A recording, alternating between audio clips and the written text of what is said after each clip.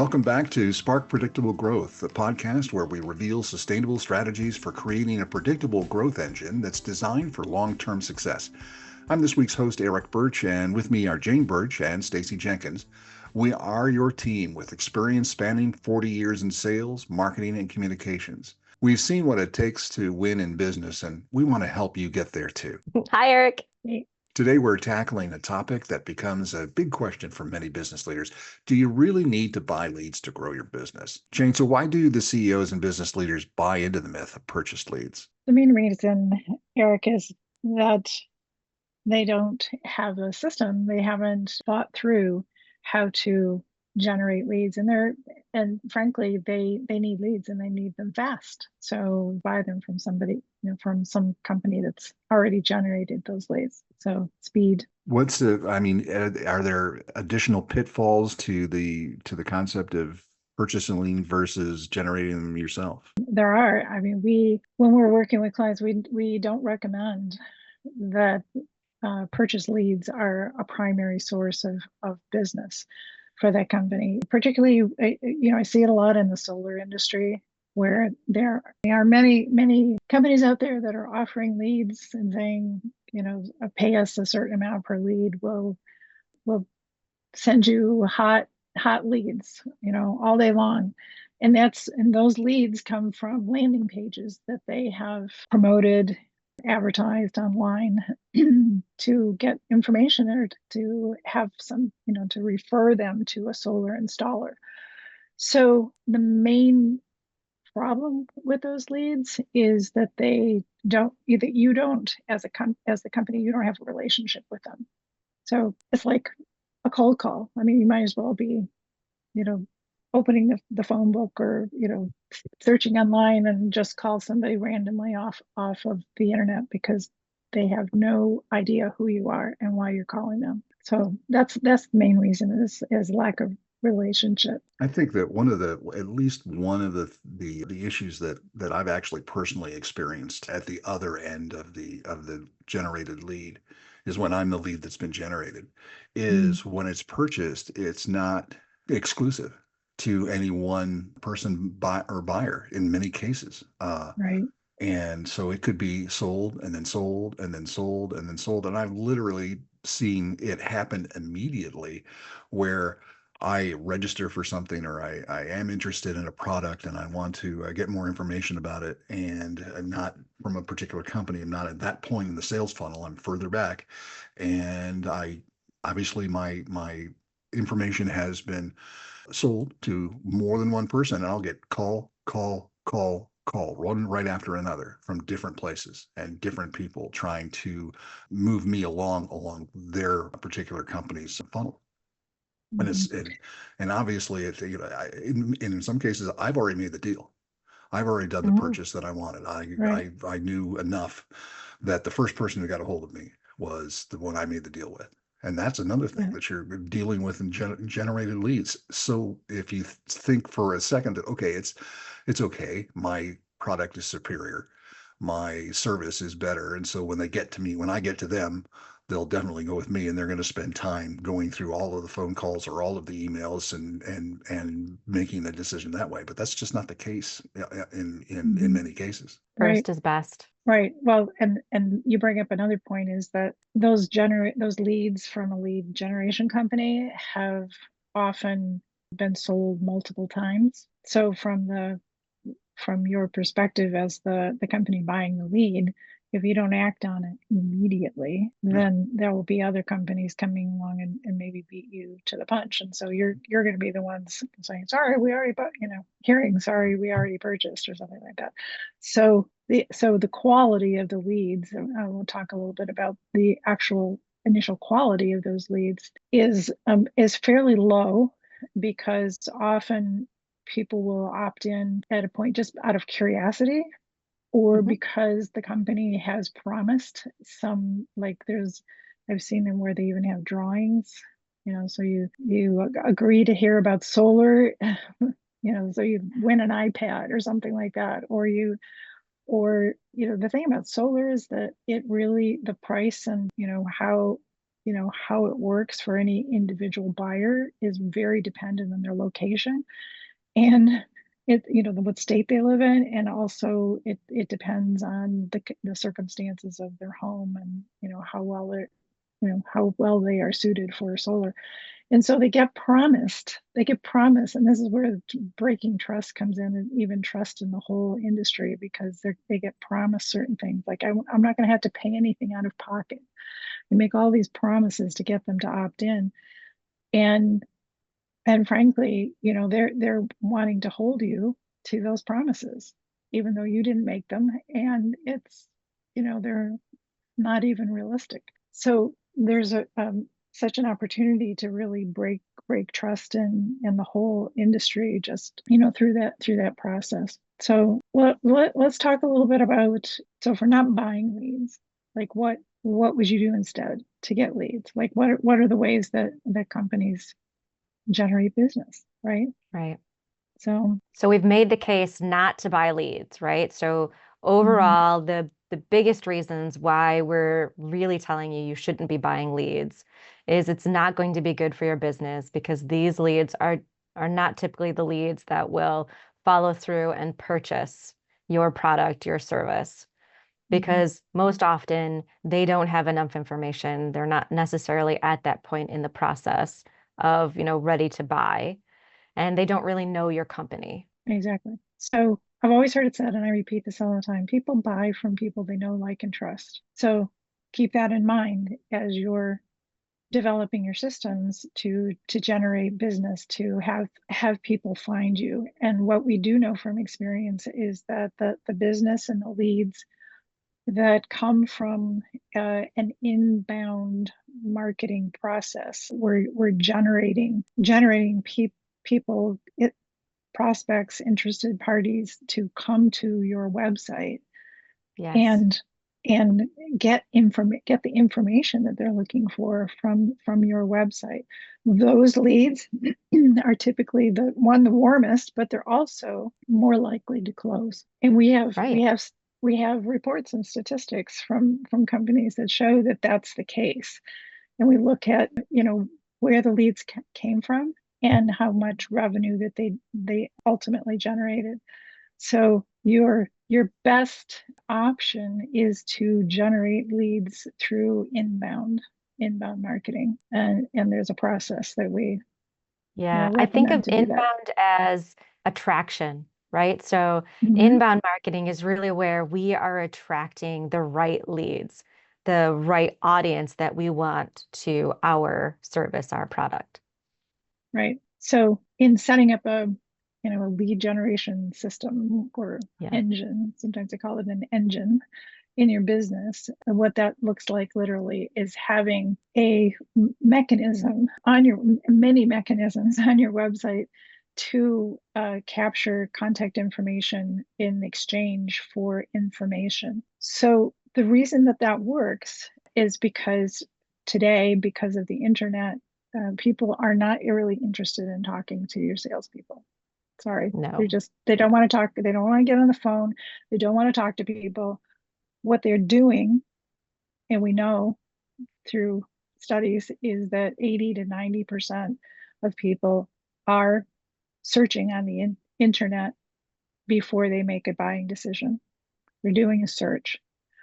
So your opportunity here is to be findable. So when they're doing the search, they're asking questions like, "Is solar for me? Is solar for me? Is it possible? Is it feasible in Michigan, let's say, or is it feasible? Do I need to live in Arizona or someplace like that in order to have solar on my rooftop?" Right? So they're asking all these questions like, "How much can I save? Like, how much of my electricity bill can I, you know, not have to pay?" So they're asking all these questions. And so your company needs to be your prospect's best source of answers for their questions. And we need to put it on your website in a way that, search engines, when you type in those questions, and that's what we do, right? We type in questions in Google, like, how do I do this? Or, what does this cost? And we put all those buying decision questions we're typing into Google. So we want to position and optimize your website and all of the platforms that you have online, so that when somebody types in that question, you're coming up to the top in the search. It's called SEO, or search engine optimization. So the first step in generating leads is to be findable, right? And for those particular questions, not just, solar, or just, that top level keywords, but for specific questions. So I could go on and on, but that's really the first step, of really generating leads, and then having a place for them to actually get answers to those questions. And when you talk about them getting answers to questions, let's take it back up a level here for just a second. But Mm-hmm. you talked earlier about, having to build trust as part of the process for making a sale. Yep. And inbound marketing versus traditional marketing really kind of flips the script on that, Yes. by, and traditionally you would have a salesperson call and they would form a relationship, and then through that relationship there would be trust.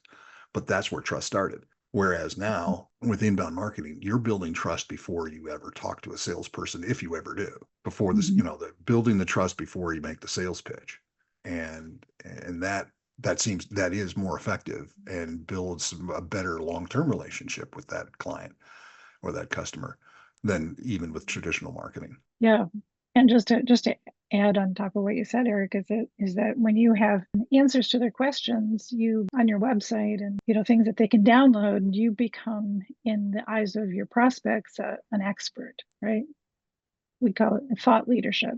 So thought leadership is also, extends into the industry as a whole. But when you are an expert in the eyes of your prospects, they're more likely to turn to you when they are ready to buy. But that also points back to you have to understand your audience and know Yes. those personas that you are really working towards.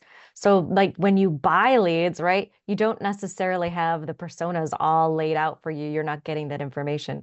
But when you're using inbound marketing, when you're having the blogs and social media posts and those sorts of things, you're gearing that towards the personas, towards the specific audience that you want to reach. You can't So ask the questions unless you know the audience. exactly. So you use the term persona. I've also heard it called avatar. There's lots of different terms for it, but Stacy, would you say something about what exactly a persona is, and why we believe in them? like really defining them clearly. So a clearly defined persona. I think I'll give an example, which might help us all further. In Mm-hmm. So the solar industry is already one that we're talking about right now. So I'll continue to follow along that line. In the solar industry, one of the questions you said that a buyer might have is cost. Like, how much does it cost? Really, what am I thinking through? So you might have a persona, a specific person that is very geared towards saving money. And so you might call that person Saving Steve or something like that. And that's the specific audience that you're looking for. People who are looking for rebates or looking for deals, or folks who are asking the questions all in those fields, right? And same Mm-hmm. thing for another one. Like, I'm looking to be greener. I want to save the planet. I'm really concerned about recycling, reducing, reusing.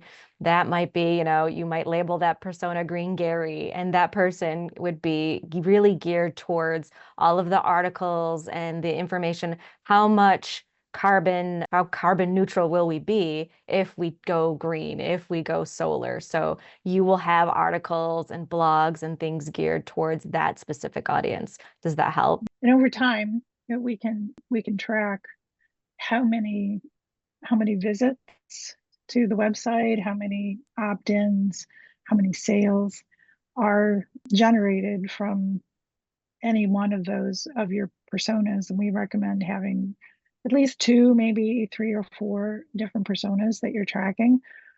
And and over time you can see, who is your ideal customer? Like, who do you really need to focus on? So I love your example, Stacy, and I think, just to say, give a definition. A persona is a combination. It's a fictionalized character. Let's say that's why we give them names, but Yep. we're thinking of them as actual people. And Right. it's everything that makes up a person. So they may have these interests, and that might be their primary value, but Yeah, they could be might be, age, could be, yeah. yeah. So there could be demographics involved. Like we know that the people who are most interested in saving money might be, of retirement age, or the people who are the personas that are, really focused on the environment are, might be, 40s and 50s. So we we have a way of investigating and studying and seeing, who are these people, so we can get inside their heads and provide them the information that, is most that they resonate with. And I love that word, resonate. It's like you want them to say in their head, oh, this was written for me. This is Right. exactly what I was looking for. The power of the concept of building personas cannot be undersold, if you will. And I've Mhm. seen companies large and small go to really, really extreme lengths in order to build what they consider the perfect persona or personas of their clients or customers. And the one thing thought that I throw out there is I mean, we're talking about this in inbound marketing, but really building personas should, after that's done, is really going to permeate all of your marketing, whatever Everything. it is, And your sales. and your sales. Yeah. Mhm.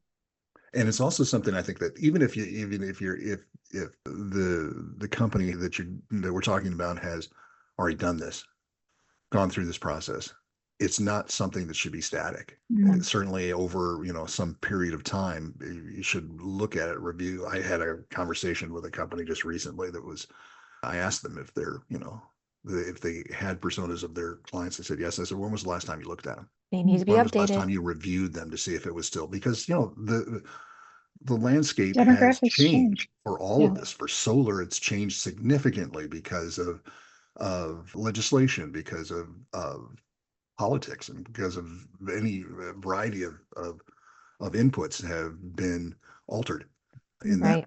whole thing. So it's definitely an exercise that should be carried out more than once. Well, let's circle back just for a second and then kind of summarize, Closing. but circle back to the buying of leads.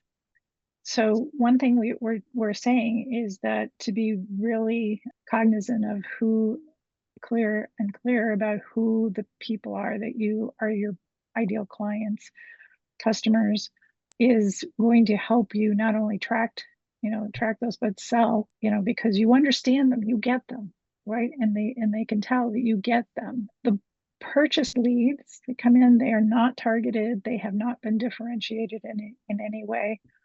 And so you have to really do some screening. So you're paying for a lead that might not even be the right, person or company for you, right? Yes. Because they haven't done any kind of filtering or targeting. So I think the bottom line, what we're saying is that, to increase your sales, to grow, you need to generate more of the right type of leads Right. that are more likely to build a long-term relationship with you and buy. Okay. So, to recap, buying leads may look like a shortcut, but a marketing strategy with inbound content offers a more sustainable path to success. By focusing on content, engagement, and nurturing, you'll build an audience that trusts you, buys from you, and sticks with you for the long term. Thanks for listening to Spark Predictable Growth. If this episode resonated with you, please subscribe, leave a review, and share it with other entrepreneurs and business leaders on LinkedIn. Remember, the real path to growth isn't about buying shortcuts. It's about building a foundation that lasts. Think CEOs don't need to worry about marketing? Think again. On the next episode of Spark Predictable Growth, we're breaking down one of the biggest myths in the business. Top executives can't ignore marketing and leave it to the team. That's the myth we'll break down. Why is the mindset holding the companies back? And how could a CEO's involvement be the missing ingredient for next level growth? When CEOs embrace marketing, they're not just driving brand awareness, they're steering the entire company towards sustainable, predictable growth. Join us as we dive into why every CEO should have a hand in the marketing strategy and how it can revolutionize your business from the top down. Don't miss it. Tune in to spark predictable growth and discover how CEOs can unleash their company's true potential by harnessing the power of marketing.